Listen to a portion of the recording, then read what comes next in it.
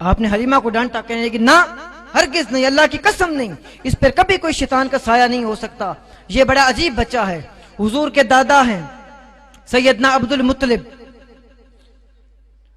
کہتے ہیں کہ جب بھی کھانا کھاتے تو کہتے تھے علیہ بابنی، میرے بیٹے کو تو پہلے لے آؤ۔ سرکار کی یہ روٹین تھی، آپ کے دادا مہربان کی، وہ آپ کے بغیر روٹی نہیں کھایا کرتے تھے۔ اور کعبہ شریف میں مسند بچھائی جاتی تھی۔ آپ سردار قریش تھے نا، عبد المطلب سردار قریش تھے، اگرچہ بڑے بڑے قبیلوں کو سرداری کا دعویٰ ہو، لیکن سرداری تو میرا مالک لکھتا ہے نا کس کے حصے میں آنی ہے۔ تو ان کے لیے مسند بچھائی جاتی تھی کعبۃ اللہ کے نیچے، اور ادب کا یہ عالم تھا کہ ان کے سب سے بڑے بیٹے سیدنا ابو طالب وہ بھی ہٹ کے بیٹھتے تھے، اور باقی تو شماری کیا ہے، یعنی آپ کا جو خلیفہ ہونے والا تھا بیٹا، وہ بھی اس پہ جرت نہیں کرتا بیٹھنے کی، وہ بھی نیچے بیٹھا ہو۔ کوئی خدا نہ خواستہ ادھر جاتا ہے، بڑے بڑے سورماؤں کو، ولید بن مغیرہ کو، امیہ بن حرب کو، جتنے ہیں وہ لعین جو ہے ابو جہل، اس کو کسی کو جرت نہیں ہوتی کہ سردار قریش کے مسند پہ پاؤں بھی رکھے۔ سرکار آتے اور دوڑ کر اپنے دادا کی مسند پہ چڑھ جاتے، اور کبھی کبھی آپ کے جو چچائے مکرم تھے حارث زبیر، وہ پکڑ کے اتارتے، بیٹا نیچے اترو، تو سیدنا عبد المطلب فوراً کہتے تھے کہ چھوڑ دو، میں نے کئی بار کہا ہے کہ اس کو اس پہ بیٹھنے کا حق ہے، آپ کو اس پہ بیٹھنے کا حق ہے۔ عجیب باتیں ہیں، کیا کیا بیان کروں۔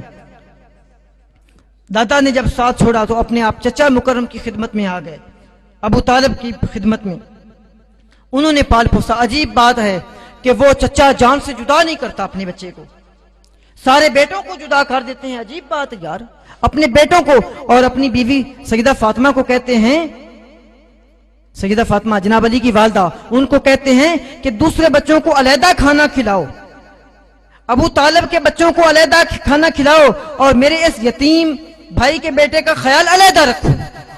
رات کو سلاتے اپنے پاس ہیں، ایک دم کا بھروسہ نہیں کرتے، ایک دم کا بھروسہ نہیں کرتے۔ مورخین لکھتے ہیں، سیرت نگار لکھتے ہیں کہ عجیب ماجرا، سیدنا ابو طالب، ساروں کے دل میں یہ احساس تھا، ساروں کو اندر خانے پتہ تھا، مولوی جس پہ چاہے مرضی کفر کا فتویٰ لگا دے، مولویوں کا اپنا دین ہے، ہمارا اپنا دین ہے۔ ابو طالب کیا منظر دیکھتے ہیں کہ جب سارے بچے صبح اٹھتے ہیں تو جس طرح بشریت کی علائش ہوتی ہے، علائق ہوتے ہیں، کسی کی آنکھوں میں میل آئی ہوئی ہے، سینگنی کسی کی بگڑی ہوئی ہیں، لیکن جب سرکار اٹھتے ہیں تو سرما لگا ہوا ہے، تیل لگا ہوا ہے، مانگ نکلی ہوئی ہے درمیان سے، یعنی سیمن مانگ نکلی ہوئی ہے، اور اتنا خوبرو بچہ۔ لوگ کہتے ہیں ابو طالب آپ کے بچے اٹھتے ہیں تو اس طرح ہوتے ہیں، یعنی ان کی زلفیں بکھری ہوئی ہوتی ہیں، تو یہ بچہ اٹھتا ہے تو عجیب اس کا حال ہوتا ہے۔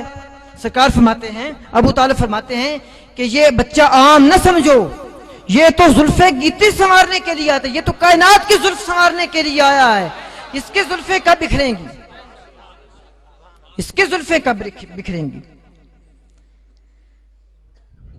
یار کیا باتیں ہیں، کیا کیا بیان کروں، کہاں سے شروع کروں، کہاں تک چھوڑ دوں، لیکن وقت کی مجبوری ہے، مہمان دور دور سے آئے ہوئے ہیں، نماز عصر بھی پڑھنی ہے، اور لوگوں نے لنگر بھی کھانا ہے، اور انتظامیہ کا مقرر دیا ہوا ٹائم میں اپنا پورا کر چکا ہوں، پونے 4 بج چکے ہیں۔ آپ لوگوں کا میں ایک بار پھر بڑے تہہ دل سے مشکور ہوں کہ آپ سرکار کی محفل میں تشریف لائے ہیں۔ آپ اپنے علماء کے پاس بیٹھا کریں گے، سرکار کی باتیں سنا کریں گے، تو آپ کے دل میں بھی بے تحاشا سرکار کی محبت ابھرے گی۔ محبت ایک ایسا ہتھیار ہے جو کسی دلیل کو نہیں مانتا، اگر دلیلوں کے پیچوں میں الجھو گے تو الجھ کر رہ جاؤ گے۔ میں نہ کہتا تھا سلجال و زلف منتشر اپنی، اب تم ہی دیکھو زمانہ کتنا الجھا جائے ہے۔ اگر دلیلوں میں الجھنا شروع کر دو گے تو واقعی الجھ کے رہ جاؤ گے۔ عشق ایک ایسا، وہی جس کا سبق صدیق اکبر نے دیا تھا، وہی جس کا سبق علی المرتضیٰ نے دیا تھا، وہی جس کا ڈھنڈورا غوث اعظم پیٹتے ہیں، وہی جس کا ڈھنڈورا، جس کا ڈھول شاہ احمد رضا خان بریلوی بجاتے ہیں۔ انگریز کتنے کتنے ہتھیار لے کر آیا تھا، اس وقت جانے تو کیا ایمان جانے کا خطرہ تھا، تو شیخ امام احمد رضا خان کو کوئی اور ہتھیار نہیں ملا سوائے عشق کے، اور یہی ہتھیار تھا جو ثابت قدم نکلا۔ اگر سائنس کا مسلمان مقابلہ کرتے تو کمزور تھے، اگر دلائل کا مقابلہ کرتے تو کم پڑھے لکھے تھے، اگر ان کو ہتھیار دکھاتے، توپے گولے سے اڑاتے تو کمزور تھے۔ وہ بڑی قوت لے کر آیا تھا، انہوں نے بڑی متانت اور بڑی باریک بینی سے ایک ہتھیار تجویز کیا، وہ ہے عشق رسول۔ مل کے بولو نا، وہ تھا عشق رسول۔ اور جو ہی عشق رسول آپ نے لوگوں کے دلوں میں سمایا ہے تو پھر دیکھیے کہ یہاں سے انگریز کیسے دم دبا کے بھاگ نکلا ہے۔ آج بھی میرے عزیز دنیا اسلام پہ بڑا کٹھن موڑ ہے، بڑا کٹھن وقت ہے، بڑا پرفتن دور ہے، اور اس میں سوائے محبت کے، سوائے عشق نبی کے کوئی ایسا ہتھیار نہیں ہے جو مسلمانوں کو بدرا ہونے سے بچائے۔ بدرا ہونے سے صرف اگر دلیل میں الجھو گے تو الجھو گے۔ امام راضی رحمت اللہ علیہ عالم اسلام کے بہت بڑے امام ہیں، جب مرگے بستر پر تھے، یعنی نزا کا وقت قریب تھا، دلیل کی بات کر رہا ہوں تو کہ دلیلوں میں جاؤ گے تو الجھو گے، یہ بات کی ذرا تفصیل دینا چاہتا تھا۔ تو ان کا منازعہ ابلیس سے ہو گیا۔ آپ کو پتہ نا شیطان بھی بہت بڑا عالم ہے۔ کہتے ہیں کہ امام صاحب نے 360 دلیلیں دی کہ میرا رب ایک ہے۔ اس نے کہا یہ تو دے رہا ہے نا، میں تو نہیں نا اس کو مانتا۔ ہر بات پہ وہ کہتا رہا میں تو نہیں نا اس کو مانتا۔ امام صاحب دلیل در دلیل دیتے گئے، یہاں تک کہ جب آخری اور امام کا وقت نزع پہ آ گیا تھا، اور نعوذ باللہ یہ عین ممکن تھا کہ وہ اس بات پہ الجھ جاتے اور آپ کا وصال ہو جاتا اور اسلام پہ نہ مرتے، لیکن آپ کے شیخ حضرت خواجہ نجم الدین کبریٰ نے بغداد شریف میں دیکھا کہ میرا مرید مر رہا ہے اور شیطان کے چنگل میں ہے۔ وہاں سے وضو کا پانی اٹھا کر پھینکا اور کہا فخر الدین رازی اس مردود کو صرف یہی کہہ دے کہ میں جس طرح تو دلیلیں مانگتا ہے نا اور کسی دلیل کو نہیں مانتا، میں بھی کسی دلیل کو نہیں مانتا، میں بغیر دلیل کے اپنے رب کو ایک مانتا ہوں۔ لوگ دلیلیں پوچھتے ہیں کہ دلیل کیا ہے محبت کی، رسول سے محبت کی، اللہ سے محبت کی دلیل کیا ہے؟ یہ دلیلوں سے کام نہیں بنے گا۔ عشق محبت دلیل ہے۔ میں نے پہلے سیدنا علی المرتضیٰ کا واقعہ بیان کیا۔ 10 سال کے بچے کو یار کس نے بتایا کہ یہ ایمان ہے؟ ہمارے تو 7 سال کے بچے بولتے بھی مشکل ہیں، وہ ایمان ایجاد کر رہے ہیں۔ وہ کہتے ہیں کہ میں آپ کی تصدیق کروں گا، میں آپ کا دست و بازو بنوں گا، یا رسول اللہ میں آپ پر ایمان لاتا ہوں۔ جناب آپ کا بہت مشکور ہوں، لنگر کا وقت بھی ہو رہا ہے، نماز عصر پڑھیں گے۔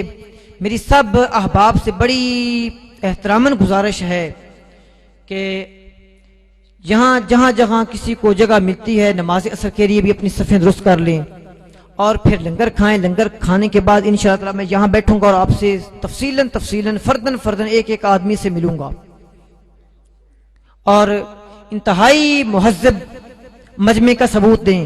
یہ مولانا ڈاکٹر طاہر القادری کا دیکھا ہے اجتماع، اور بات نہیں کرتے، صرف ایک بات کرتے ہیں کہ انہوں نے یہ ثابت کر دیا کہ جو جمہوریت کا رخ تم دیکھتے ہو ایک یہ بھی ہے،